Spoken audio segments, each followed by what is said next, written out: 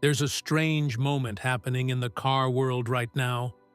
A moment you probably wouldn't believe unless someone showed you the auction listings, dealership backlots, and the silent, dust-settling corners of Mercedes showrooms. Because right now, as you watch this, there's a six-figure German luxury roadster, an AMG, that dealers are refusing to stock, refusing to bid on, and in some cases, refusing to even take as trade-ins. A car that once symbolized wealth, power, and the ultimate summer flex has suddenly become something nobody wants to touch. Today's story is about how a $110,000 badge-engineered masterpiece turned into a financial landmine. How a car built with Formula One-inspired tech, luxury engineering, and a brand name worshipped worldwide collapsed in value faster than Mercedes probably ever imagined. And how this says something bigger about the downsizing era, the shrinking enthusiast market, and the silent death of prestige in the modern luxury world. Welcome to the story of the AMG SL43, the $110,000 roadster that dealers won't touch anymore. Stay with us till the end, because the truth behind this collapse is more surprising than you think. Chapter 1. How a legend became a liability for decades. The Mercedes SL was a dream car, the kind of vehicle you'd see in music videos, celebrity garages, and lakeside mansions. The SL meant you made it. It meant V8 thunder, sleek metal, and engineering excellence wrapped in leather and status. So when Mercedes decided to reboot the SL line with AMG, the world assumed it would be unstoppable. But the modern market doesn't care about heritage. It cares about efficiency, margins, and regulatory pressure. And nothing illustrates how dramatic this shift has been better than the fact that the newest entry-level SL isn't powered by a V8 at all. It isn't even a six-cylinder. It has, brace yourself, a four-cylinder engine. Chapter 2. The Downsizing Era. No One Asked for Nothing illustrates just how deeply the downsizing trend has bitten the industry better than the Mercedes-AMG SL43. We've already watched four-cylinder engines creep into unlikely luxury and performance settings, the Jaguar F-Type, BMW X5, and even AMG's own C63 SE Performance. But putting a four-cylinder into an SL? That felt like Apple releasing an iPhone with a 2-megapixel camera. Mercedes-Benz USA had the same hesitation when AMG revealed the SL43. A 2.0-liter 4 in a car historically known for V12s, then V8s, then V6s? Would North American buyers accept such a dramatic downgrade? The answer, judging by the current resale market, appears to be absolutely not. Chapter 3. A $110,000 roadster, nobody shows up. For when you pull up to a Mercedes dealership today, something interesting happens. The SL55 and the SL63, the V8 brothers, take center stage. They're always polished, always front row, always ready to impress. But the SL43? Good luck spotting one. In many areas, they're simply not on the lot at all. Dealers quietly admit that the SL43 is one of the hardest AMGs to move. The problem isn't quality, it's perception. Buyers don't want to walk into a luxury showroom and pay $110,000 for something they think sounds like a compact sedan. And Mercedes enthusiasts, who are the most likely to spend big money on an SL, are some of the most vocal critics of downsized engines.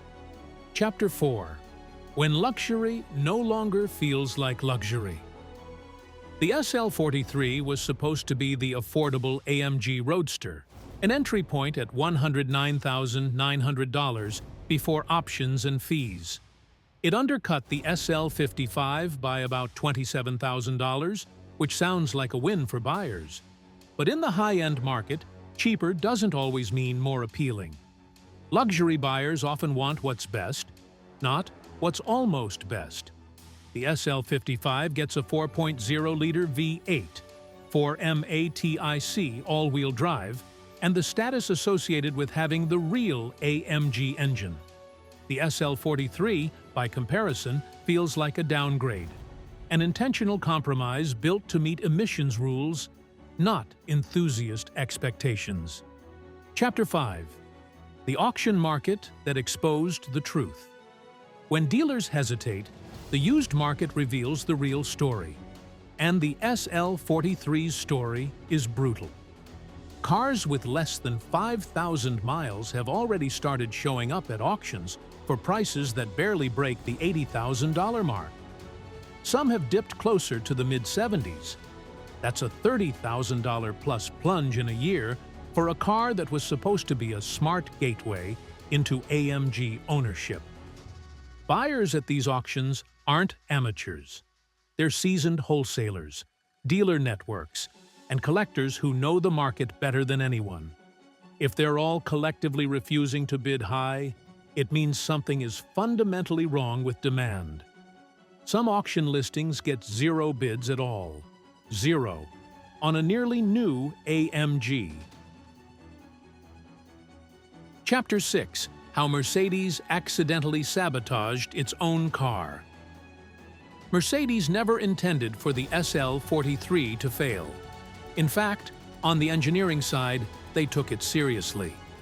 The F1-derived turbocharger technology alone is one of the most advanced systems ever offered in a production roadster. The chassis is balanced, the handling is arguably sweeter than the heavier V8 models, and the mild hybrid system adds responsiveness you don't usually see in small-engined roadsters. But while engineers were busy perfecting the tech, the marketing department faced an impossible challenge. How do you convince customers to celebrate a downgrade?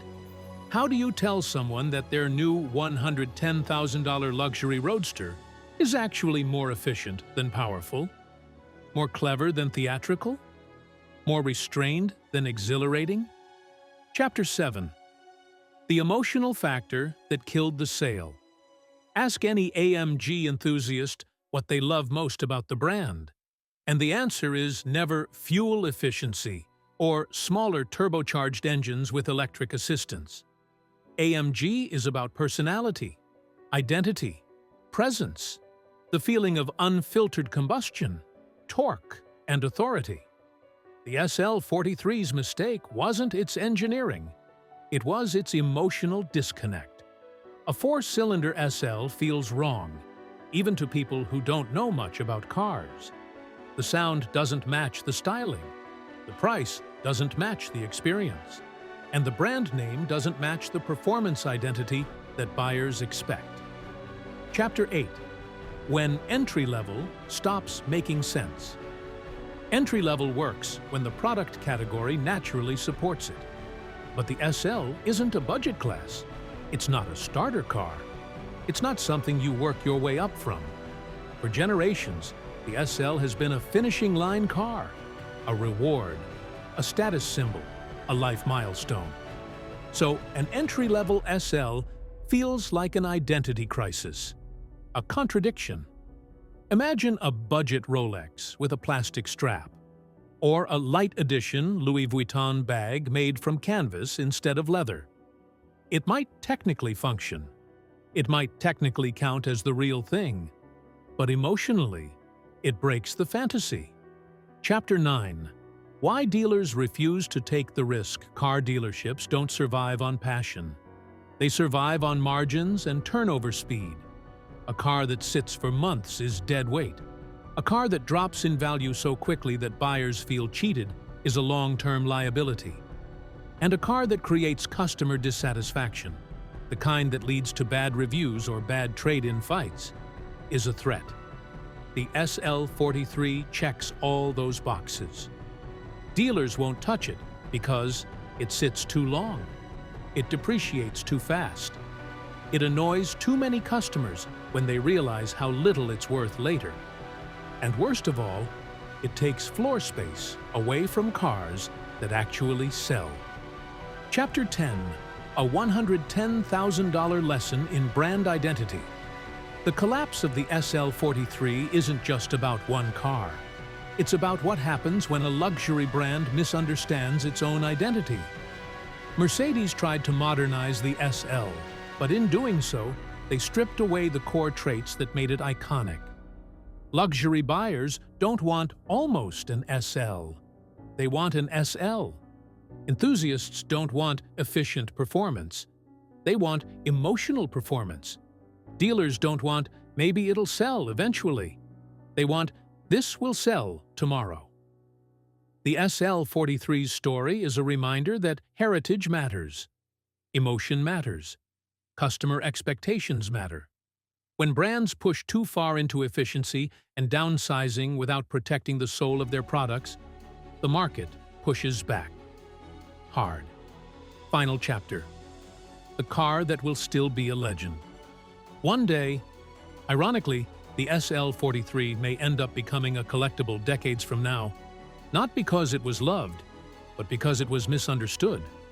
Rare, different, an anomaly in the AMG timeline. But today, it's a risky buy, a painful flip, a car that dealers run from. Yet it remains an important chapter in car culture, a reminder of what happens when technology moves faster than tradition, when regulations push harder than passion, and when a brand tries to reinvent a legend without giving it the emotional tools it needs to survive. The SL43 isn't a failure of engineering. It's a failure of positioning, a car built for a customer that didn't exist. Be part of the story. If you enjoyed exploring the mystery behind the $110,000 AMG that dealers won't touch anymore, hit like, subscribe, and share this video with someone who loves cars as much as you do. Comment below and tell us, would you ever buy the SL43? Is downsizing destroying the soul of performance cars? And what do you think Mercedes should do next? Your thoughts shape the next episode. And trust me, what's coming next dives even deeper into the future of performance, luxury, and brand identity. Thanks for watching. Stay passionate, stay curious, and stay tuned for more.